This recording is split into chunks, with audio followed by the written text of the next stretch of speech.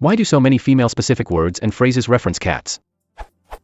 It seems that many, often pejorative, terms that are typically used to refer to women refer themselves to cats. When a woman insults people for petty reasons, she's described as catty, whereas a man who exhibits the same behavior would most likely not be described that way. For what it's worth, the Urban Dictionary entry for catty says it can be used for both males and females, but in practice, it seems to be used almost exclusively for females.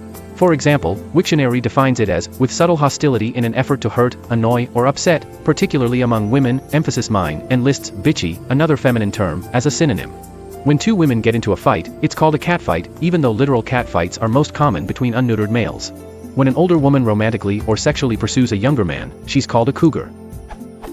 Is there a reason that terms that reference cats are more likely to be used to refer to women? The only other connections I can find that exist solely between women and cats are the crazy cat lady stereotype, which is sometimes used metaphorically to refer to any single woman past a certain age, even if she doesn't own any cats, so it could very well be added to the above list of terms, and the cat goddesses that were worshipped in ancient Egypt, which don't seem a likely source of so many negative terms, since they were viewed in a positive light.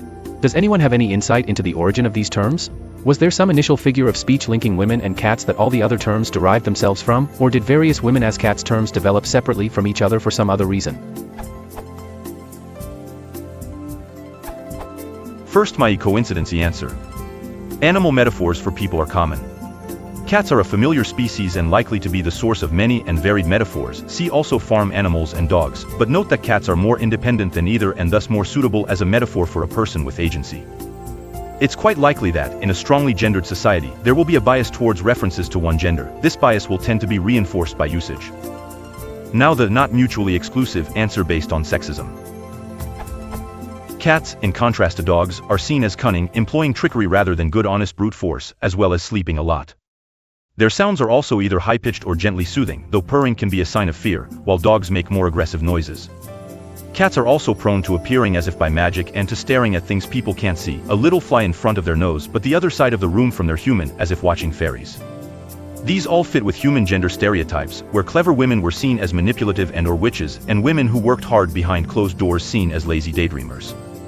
Thus many of the traits associated with women are similar to those associated with cats. While foxes display some of the same traits, they're less familiar and when confronted with an angry human male will flee while a fully domesticated cat will purr and stick around. This is of course speculative. To back this up with usage would be tricky as we're going back a long time in a case where oral patterns matter. Some history. Etymonline dates a catty to 1886 without gender as devious and spiteful. Engram shows plenty of earlier use. OxfordDictionaries.com has a she-cat as superscript 1 a female cat or superscript 2 a spiteful woman, with the origin given as late 16th century. Earliest use found in Thomas Lupton, Fluid 1572 to 1584, political and religious controversialist. It's not completely clear that this first use applies to the second meaning. Shakespeare can normally be called upon for colorful descriptions of both men and women, but despite his using them as metaphorical tools to express the opinions of women and to describe women's nature, basically a blog, the uses I can find aren't general about women, some are about men. Open source for Shakespeare.org search results for cat. A few centuries later, Dickens appeared to like his cats. In fact, he had his own cat stuffed after it died, but his uses seem to have been almost all literal. The few figurative uses are as likely to apply to men as women. This has been studied. If you have journal access, the cat as a metaphor has been studied. Comparing English and Malay with no mention of gender, but the bibliography looks helpful. A study of English and Spanish use of animal metaphors for women. The section starting. 3.1 Women as pets. Within the animal world, pets enjoy a privileged position. In fact, pets are not conceived of as beasts of burden nor are they killed for their meat or skin. On the contrary, pets share the same roof as their owners and their main function is to keep people company. This benevolent attitude towards pets finds its way into the English language, for the very word pet is used as a term of endearment. Is likely to be of particular interest. Some woman-cat metaphors have Spanish counterparts. Many feminine traits resemble the traits of cats, with one of the most glaring being flexibility. Cats appear to be very flexible, and increased flexibility is one of the few consistent biological differences between men and women. When you add to that the host of culturally feminine behaviors that resemble cat behaviors, the association was inevitable. Can of worms, this. Cats have graceful, sinewy ways of moving which I'm guessing the majority of men do not associate with their own sex. Dogs on the other hand clump along and plop down like barrels with legs, more reminiscent of human male locomotion. Cats are notorious disregarders of hierarchy and authority, in contrast to dogs, and men, who, in any situation, are keen to sniff out the hierarchy and fill any power vacuum in the offing. Cats are nature's anarchists. I think some men suspect women of greater powers of perception than they themselves have, don't lie to women, and cats likewise have an appraising sort of predator gaze that might be uncomfortable to the insecure. You can't herd cats, and women likewise are perhaps less amenable to regimentation. Of course, I generalize. I expect you can find just as many contrasts as comparisons. I have heard, "you dog," used in approbation from one male to another.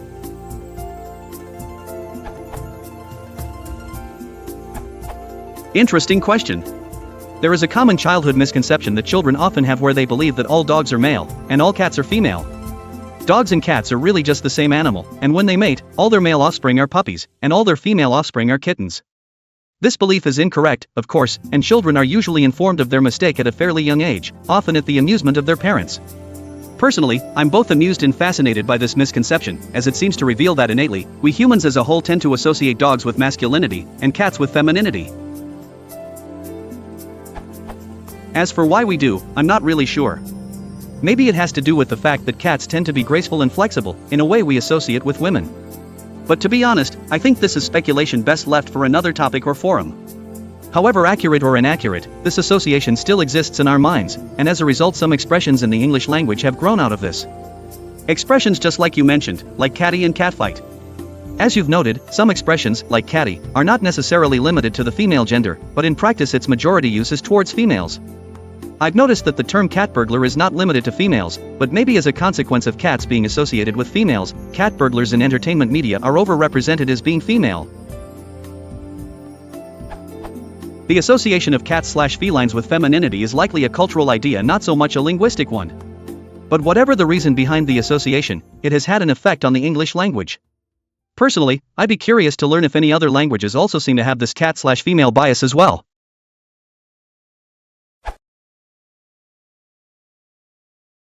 If you want support to help, please send me lucky as subscribing.